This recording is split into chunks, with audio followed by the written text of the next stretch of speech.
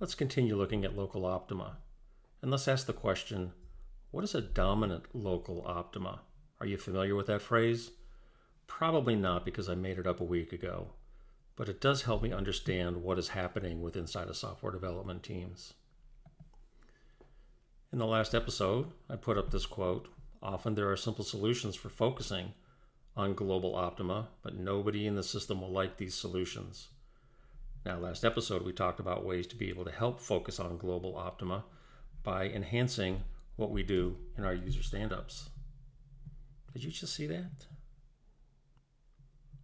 But it doesn't answer the question why they don't like it.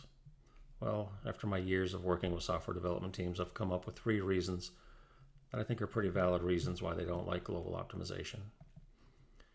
So people will resist global optimization because in local optimization, they find great personal satisfaction. They feel like the hero of the story. People also get personal benefit from local optimization. It may enhance their career, or they may gain additional power inside the organization. And third, it plays to their strengths. They're doing what they're good at. They're steering away from their weaknesses. So over the years, I've learned some lessons about local optima, and I'd like to share them with you. So the first is every system will eventually regress back to multiple local optima unless acted upon by outside forces.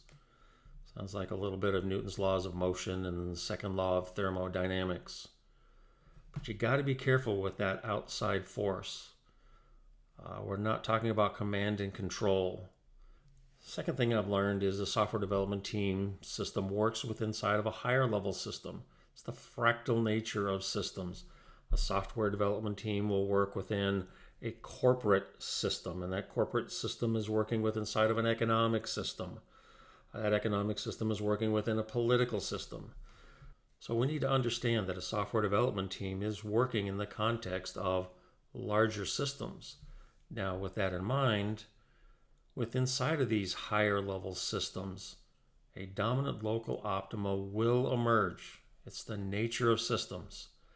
And that dominant local optima at the corporate level will optimize how they expect software development teams to work, and they will optimize it for their own benefit. Well, it's a lot of academic stuff here. Let's get into some stories. Let me tell you the stories about this archaeological discovery that we went on in a large organization to find out where the dominant local optima was in the system that was driving these behaviors inside of the software development teams that were detrimental to the overall goal of the system. We'll do that in the next episode. Stay tuned.